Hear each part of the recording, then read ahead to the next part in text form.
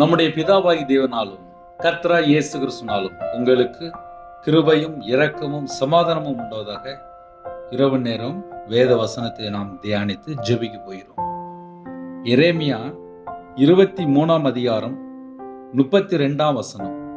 இதோ பொய் சொப்பனங்களை தீர்க்க தரிசனமாக சொல்லி அவைகளை விவரித்து என் ஜனத்தை தங்கள் பொய்களினாலும் தங்கள் வீம்புகளினாலும் மோசம் போக்கிறவர்களுக்கு நான் விரோதி என்று கர்த்தர் சொல்கிறார்.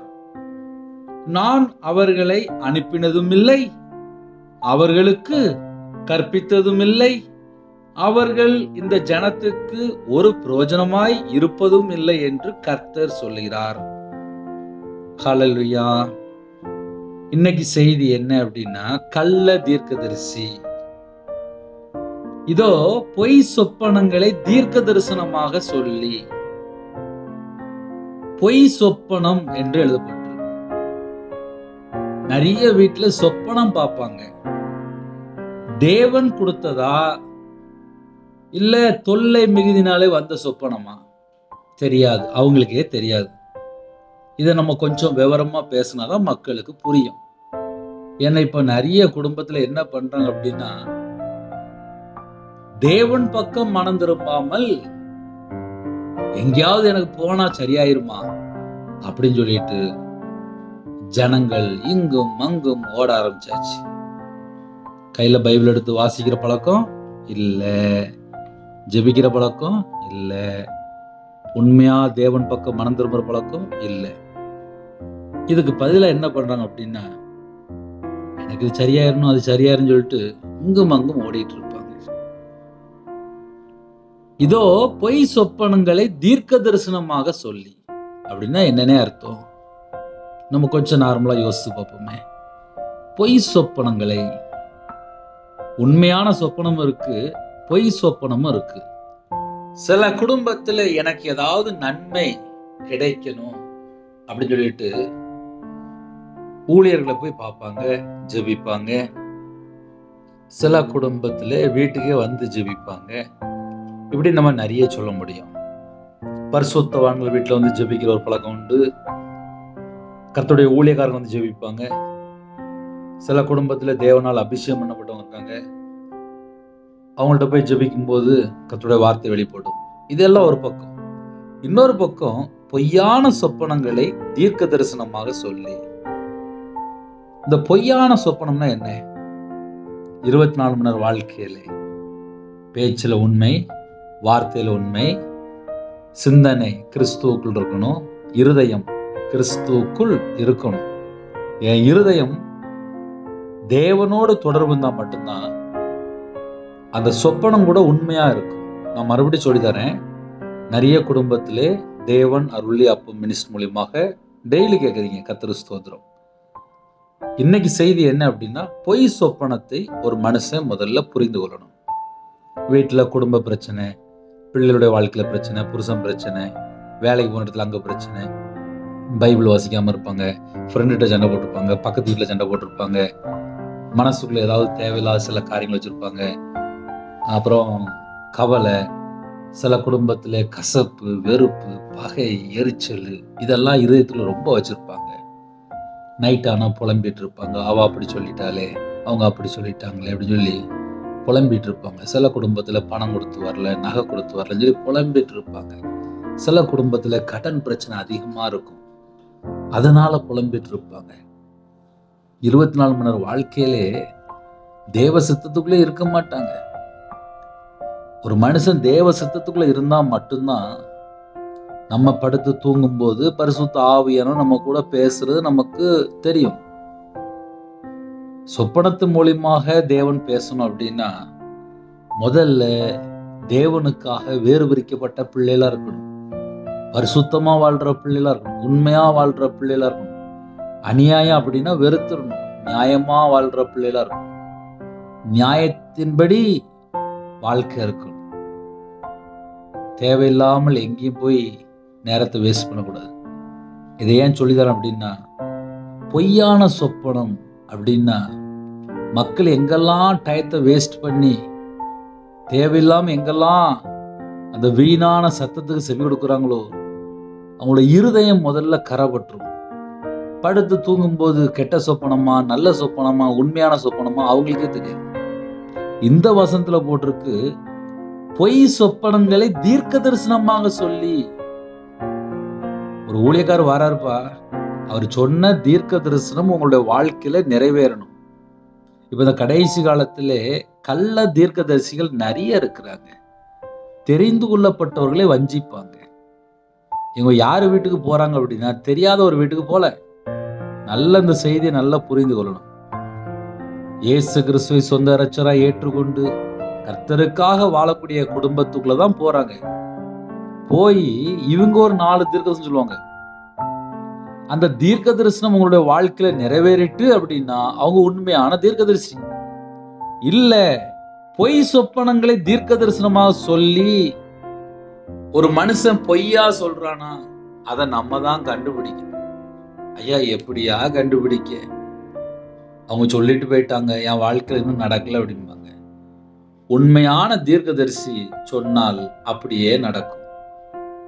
நான் 2014 டிசம்பர் மாசம், நவம்பர்ல டிசம்பர் இருக்கும், திருநெல்வேலி பகுதியில் எபினேசர் பால்னு சொல்லி அவங்க வந்திருந்தாங்க. அவங்கள்ட்ட போய் நான் ஜெபம் பண்ண போனேன். செய்தி ஆரம்பிக்கும் போதே என் வாழ்க்கையில என்னெல்லாம் இருக்கோ அப்பவுமே சொல்லி முடிச்சிட்டாங்க. அதே மாதிரி கடைசி ஜெப வேலையிலையும் சொல்லி முடிச்சிட்டாங்க. அப்புறம் தனி ஜெபம் பண்ணும்போது பக்கத்துல போனேன், அப்பவும் சொல்லி முடிச்சிட்டாங்க. அவங்க மூலியமாக கர்த்தரனை மறுபடியும் அந்த கட்டுகளை உடைத்து ரட்சிக்கப்பட்டு அவங்க மூலியமா சில தீர்க்கதரிசன வார்த்தை எனக்கு ஆவியான சொல்லி முழு நேர ஊழியத்துக்கு வந்தேன். இதையே அவங்களுக்கு சொல்லித்தரேன் அப்படின்னா, உண்மையான தீர்க்கதரிசி இருக்கிறாங்க, அதே நேரத்தில் பொய்யான தீர்க்கதரிசி இருக்கிறாங்க. இந்த பொய்யான தீர்க்கதரிசி வந்தா என்ன நடக்கும் அப்படின்னா, வாயை திறந்தாலே பொய் மட்டும்தான் சொல்லுவாங்க. இப்படி நடந்துரும், அப்படி நடந்துரும், அது நடந்துரும், இது நடந்துன்னு சொல்லி எல்லாமே கட்டு கதைகளை சொல்லுவாங்க. நான் பொய் சொப்பனம் சொன்னவங்களையும் நான் பார்த்திருக்கேன். எப்படி உண்மையான தீர்க்கதரிசியை நான் பார்த்தனோ அதே போல பொய்யா சொல்லி பணத்துக்காக, வைத்து பசிக்காக மற்ற குடும்பத்தை வஞ்சிக்கிற தீர்க்கதரிசிகளையும் நான் பார்த்திருக்கேன். பொய் சொப்பனங்களை தீர்க்க தரிசனமாக சொல்லி இந்த கடைசி காலத்திலே பொய் சொப்பனமாக பார்த்துட்டு வந்து, நான் இப்படி ஒரு சொப்பனம் பார்த்தேன் அப்படின்னு சொல்லி தீர்க்க தரிசனமா சொல்லி அவைகளை விவரித்து என்னது, நான் உங்களுக்காக ஜெபம் பண்ணேன். உங்களுக்கு இன்னொரு காரியம் கூட சொல்றேனே,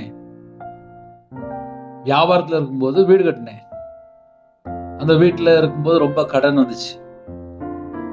ஒரு 2-3 பேர் வீட்டுக்கு வந்து ஜெபம் பண்ணாங்க, தனித்தனியா ஜெபம் பண்ணாங்க. உங்க வீட்டுல அப்படி இருக்கு இப்படி இருக்கு அப்படின்ட்டாங்க. பயம் காட்டிட்டு போயிட்டாங்க. வீடு கட்டின வீடை வித்துட்டேன். என்னன்னு சொல்லி பார்க்கும்போது வீட்டுல வந்து ஜெபம் பண்ண ஊழியக்காரங்க பயம் காட்டிட்டு போயிட்டாங்க. ஊழியத்துக்கு வந்ததுக்கு அப்புறம் தான் தெரியுது, கள்ள தீர்க்கதரிசிகள் வந்தா பயம் காட்டுவாங்க. பொய்யா சொல்லி விவரித்து ஜனங்களை வந்து தவறான வழி நடத்திடுவாங்க. ஒருவேளை அந்த செய்தி கேட்கும்போது, அண்ணே எங்க வீட்லயே இப்படி பொய் சொல்லிட்டாங்களானே, தீர்க்கதரிசனம் சொன்னாங்க, அது நடக்கவே இல்லையே அப்படின்னா, அவங்க முதல்ல பொய்யான தீர்க்கதரிசனம் சொல்லியிருக்காங்க. இந்த கடைசி காலத்துல பொய்யான தீர்க்கதரிசனம் சொல்ற ஏகப்பட்ட கள்ள ஓநாய்கள் இருக்கிறாங்க. அவைகளை விவரித்து என் ஜனத்தை தங்கள் பொய்களினாலும் தங்கள் வீம்புகளினாலும் மோசம் போக்கிறவர்களுக்கு நான் விரோதி என்று கர்த்தர் சொல்கிறார். அதுல ஒவ்வொரு பாயிண்ட்டுமே நான் மறுபடியும் பேசுவேன், கொஞ்சம் கவனிக்கணும். முதல்ல பொய் சொப்பனம். இந்த பொய் சொப்பனத்தை பார்த்துட்டு வந்து நமக்கு தீர்க்க தரிசனமா சொல்லுவாங்க. சொன்னது மட்டும் இல்லாமல் அதை விவரிப்பாங்க. நான் இப்படி சொப்பனம் பார்த்தேன், உங்களுக்கு தீர்க்க தரிசனம் எனக்கு இப்படி ஆவியான வெளிப்படுத்தினான்னு சொல்லி அதை ஒன்னொன்னா பிளஸ் பண்ணி சொல்லிட்டே இருப்பாங்க. பார்த்தது என்னமோ பொய் சொப்பனம், ஆனா நான் தரிசனமா பார்த்தேன்பாங்க. அதே நேரத்தில் தீர்க்க தரிசனமான வார்த்தையை சொல்லுவாங்க, அதை கொஞ்சம் விளக்கி கொஞ்சம் பெருசா சொல்லுவாங்க. அதுக்கப்புறம் என் ஜனத்தை தங்கள் பொய்களினாலும். என் ஜனம்னா யாரு? இயேசு கிறிஸ்துவை சொந்த இரட்சகராய் ஏற்றுக்கொண்டு இயேசு கிறிஸ்துவுக்காக வாழிற ஜனங்கள் தான் என் ஜனம். என் ஜனத்தை தங்கள் பொய்களினாலும். இப்போ இயேசு கிறிஸ்துவை ஏற்றுக்கொண்டு ஒரு குடும்பம் இருக்கு அப்படின்னா அந்த வீட்டுக்குள்ள யாரு வரா? பொய்யான ஒரு தீர்க்கதரிசி வருது. பொய்யான தீர்க்கதரிசி அந்த வீட்டுக்குள்ள வரும்போது என்ன நடக்கு? ஜனத்தை, என் ஜனத்தை தங்கள் பொய்களினாலும், தங்கள் பொய்களினாலும். ஏன்னா பொய்க்கு பிதா வந்தாச்சுனாலே அவன் பொய் மட்டும்தான் தன் சொந்தத்திலிருந்து எடுத்து பேசுவான். தங்கள் பொய்களினாலும் தங்கள் வீம்புகளினாலும். இப்ப அவங்களுக்கு என்ன இருக்கு? வீம்பு. தங்கள் வீம்புகளினாலும் மோசம் போக்கிறவர்களுக்கு நான் விரோதி. ஜனங்களை மோசம் போக்குறாங்க, ஜனங்களை தவறான வழியில வழி நடத்துறாங்க. இதெல்லாம் ஏன் இப்படி செய்யறாங்க அப்படின்னா அவங்களுக்குள்ள ஒரு வீம்பு கிடக்கு. இப்போ இந்த கடைசி காலத்துல நான் கர்த்தருக்கா ஏதாவது செய்யணும் செய்யணும் செய்யணும் அப்படின்ட்டு அபிஷேகம் பண்ணப்படாமல், தேவனுடைய சமூகத்துல காத்திருக்காமல், வேதத்தின்படி வாழ்க்கை இருக்காது, சோரமார்க்கமா வாழ்ந்துட்டு இருப்பாங்க, அசுத்தமா வாழ்ந்துட்டு இருப்பாங்க. ஆனால் பொய் சொப்பனங்கள் தீர்க்க தரிசனமா சொல்லி அதை ஜனங்களுக்கு விவரித்து என் ஜனத்தை தங்கள் பொய்களினாலும், வாயை திறந்தா பொய் மட்டும்தான் பேசுவாங்க. இந்த கடைசி காலத்திலே நிறைய பொய் பேசுற ஊழியர்கள் இருக்கிறாங்க. வயிற்று பசிக்காக, ஒரு நேரம் சாப்பாட்டுக்காக எப்படியாவது ஒரு தீர்க்கம் சொல்லி ஜனங்களை தன் பக்கம் இழுத்துக்கலாமான்னு சொல்லி பாக்குறாங்க. நீங்க எந்த சர்ச்சுக்கு போறீங்களோ அந்த சர்ச்சில் உள்ள மெய்ப்பன்ட்ட போய் ஜெபம் பண்ணுங்க. மெய்ப்பனுக்கு கீழே அடங்கி இருங்க. உங்களை பத்தி அவங்களுக்கு தான் தெரியும். நீங்க எத்தனை வருஷமாச்சு சர்ச்சுக்கு வார வாரம் போறீங்களா? ஞானஸ்தானம் எடுத்துட்டீங்களா? கனி கொடுக்கிற பிள்ளைகளா இருக்கிறீங்களா? பரிசுத்தமா வாழ்றீங்களா? நீதியை பின்பற்றுறீங்களா? உங்களோட வாழ்க்கையில எல்லாமே பரலோகத்துல பார்த்துட்டு இருப்பாரு. நம்ம நினைச்சுக்கலாம் நான் என்ன பண்ணாலும் யாருக்கும் தெரியாது. கிடையாது கிடையாது. தேவன் எல்லாரையும் பார்த்துட்டு இருப்பார். ஒரு மனுஷன் ஒரு வீட்டுக்குள்ள வந்து தீர்க்கதரிசனம் சொல்லும் போது பொய்யா சொல்றானா? கர்த்தர் சொல்கிறார் நான் விரோதி. அந்த ஒரு வேர்டு ரொம்ப ஆழமா பிடிக்கணும். ஏன்னா இந்த கடைசி காலத்துல கள்ள ஓநாய்கள் பெருகிட்டு வருது. கள்ள ஓநாய்கள் பெருகும்போது என்ன ஆகும்? ஜனங்களை பீறி போட்டுரும். இதான் நடக்கு. கள்ள ஓநாய்களை வீட்டில் விட்டாச்சுன்னா அந்த குடும்பம் நாசமா போயிடும், அழிஞ்சு போயிடும். குடும்பத்தை பிரிப்பாங்க. அப்படி நடந்துரும் இப்படி நடந்துரும் அப்படிம்பாங்க. எல்லாமே டயலாக் பேச்சு தான் இருக்கும். நீங்க போற சர்ச்சில் மேய்ப்பனுக்கு கீழ்ப்படிங்க. வசனத்தின்படி வாழ்க்கை இருக்கான்னு சொல்லி பாருங்க. வசனத்துக்கு கீழ்ப்படிந்து வாழுங்க. தேவ சத்தத்துக்கு செவி கொடுங்க. நம்ம வசனத்தின்படி வாழ்ந்தாலே எந்த ஒரு குழப்பமும் வராது. என் வாழ்க்கையிலே நான் விக்கிரகத்துல சாபத்துல கட்டப்பட்டிருக்கும் போது எபினேசர் பால் மூலியமாக அந்த கட்டை உடைச்சு எனக்கு அதுல இருந்து வெளியில கொண்டு வந்து ஊழியத்துக்காக ஐயா ஜெபிக்கும் போது தீர்க்கதரிசனமான வார்த்தை வெளிப்பட்டு இன்னைக்கு வரையும் ஊழியம் பண்ணிட்டு இருக்கோம். என்ன காரணம் அப்படின்னா நம்ம யார்கிட்ட போய் ஜெபிக்கிறோம் அது ரொம்ப முக்கியம். அதே போல நீங்க யார்கிட்ட ஜெபிக்கிறீங்க, அவங்க உண்மையிலே தேவனால் அபிஷேகம் பண்ணப்பட்டவங்களா, அத கொஞ்சம் கண்டுபிடிக்கணும். இந்த கடைசி காலத்திலே பொய்யான தீர்க்க தரிசனம் சொல்ற கள்ள ஓநாய்கள் இருக்கு, கள்ள ஊழியர்கள் இருக்கிறாங்க. பொய்யான சொப்பனத்தை பார்த்து அதை தீர்க்க தரிசனம் சொல்லி விவரமா சொல்லி என் ஜனத்தை தங்கள் பொய்களினாலும் தங்கள் வீம்புகளினாலும் மோசம் போக்கிறவர்களுக்கு கர்த்தர் விரோதி என்று சொல்கிறார். நான் அவர்களை அனுப்பினதும் இல்லை. உங்க வீட்டில் அப்படி யாராவது வந்திருக்கிறாங்களா? கொஞ்சம் யோசித்து பாருங்க. நான் அவர்களை அனுப்பினதும் இல்லை, அவர்களுக்கு கற்பித்ததும் இல்லை. தேவன் அனுப்பினதும் இல்லை, கற்பித்ததும் இல்லை. அவர்கள் இந்த ஜனத்துக்கு ஒரு பிரயோஜனமாய் இருப்பதும் இல்லை என்று கர்த்தர் சொல்கிறார். ஹல்லேலூயா. ஒரு சின்ன ஜெபம் பண்ணி முடிக்க போறேன். இருக்கிற இடத்துல அப்படியே கண்களை மூடி நாம் ஜெபம் செய்வோம். கிருபை மகிமை அந்த பரிசுத்தமுள்ள நல்ல பிதாவே நன்றியோடு துதிக்கிறோம்ப்பா. இரவு நேரத்திலே எங்களோட நீங்க பேசிருக்கிறீங்க. குடும்பம் கர்த்தருக்குள் இருக்கணும்ப்பா, உங்களுடைய பாதுகாப்புக்குள்ள இருக்கணும்ப்பா. கர்த்தரை விட்டு நாங்க எங்கேயும் தள்ளி போகக்கூடாதுப்பா. எங்களுக்கு அப்படிப்பட்ட கிருபையில தாங்க, உமக்கு பிரியமானபடி நாங்க வாழணும்ப்பா. இந்த இரவு நேரத்திலே எந்த ஒரு மனுஷனை சார்ந்து வாழாமல் கர்த்தரை மாத்திரமே நம்பி வாழணும். அப்படிப்பட்ட கிருபையில தாங்க, இன்பமான தூக்கம் தாங்க, வரக்கூடிய காரியத்தை வெளிப்படுத்துங்க. நாளைக்குள்ள காரியத்தை கர்த்தர் பொறுப்படுத்துங்க. நைட் ஷிஃப்ட்ல வேலையில இருக்கிறாங்கப்பா, கர்த்தர் பாதுகாத்துக் கொள்ளுங்க. டிராவலிங்ல இருக்காங்க, சகலமான பாதுகாப்பு தாங்க, ஜீவனே கட்டுடுங்க, தீர்க்காயுசு தாங்க. வேற வேற நாட்டுக்குள்ள இருக்காங்க, எல்லாரையுமே கர்த்தர் வேலையடைங்க. கர்த்தர் நாம விடட்டும். சிறுபிள்ளை முதல் கொண்டு முதியோர் வரை எல்லாரையும் கர்த்தர் வேலையடைத்து ஆசிரியங்க. நைட் நேரத்துல சரீரத்துல பலவீனத்தோட படுத்த படுக்கையில யாரெல்லாம் இருக்கிறாங்களோ கர்த்தர் பூரண சுகம் தாங்க. உம்முடைய கரம் தொட்டு ஆசீர்வதிங்க. சில குடும்பத்துல கர்ப்பத்துங்க ஜெபிக்கிறாங்கப்பா, கர்த்தர் மனம் இருங்க. பலவீனத்தோடு யாரெல்லாம் இருக்கிறாங்களோ பரிபூர்ணமான சுகம் வேணும்ப்பா, தீர்காயுசு வேணும்ப்பா. எல்லா பலவீனத்திலும் நீக்கி சுகமாக்கி தாங்க. பிள்ளைகளை மறுபடியும் ஆசீர்வதிங்கப்பா, ஆசீர்வாதமா இருக்கட்டும். எந்த ஒரு பலவீனத்தில் இருக்கக்கூடாதுப்பா. நைட் நேரத்தில் தேவையில்ல சொப்பனங்கள், தேவையில்ல எண்ணங்கள் எல்லாவற்றையும் நீக்கி போடுங்க. குடும்பத்தில் பிரிஞ்சு போயிருக்காங்கப்பா, பிரிந்த குடும்பம் மறுபடியும் இணைந்து வாழ்க்கை கிருபை செய்யுங்க. இந்த மாசத்தினுடைய தேவைகள் எல்லாவற்றையும் சந்திங்க. வியாபாரத்தில் இருக்காங்க, ஆசீர்வதிங்க.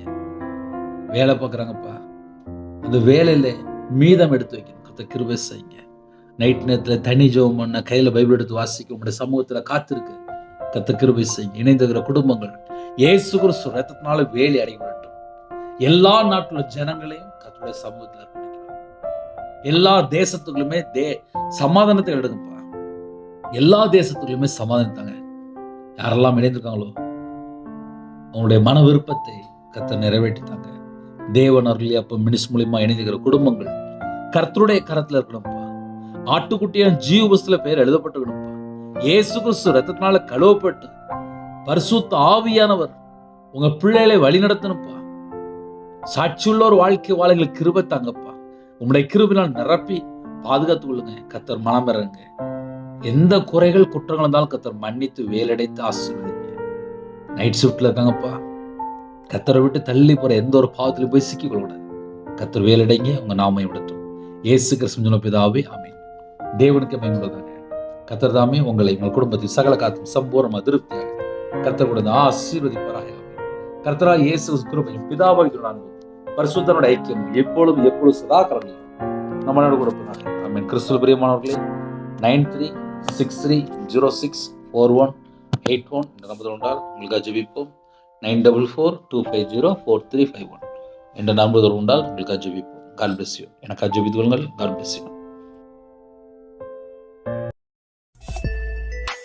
Thanks for watching. Please subscribe our channel. Click the like and share. Click the bell. God bless you.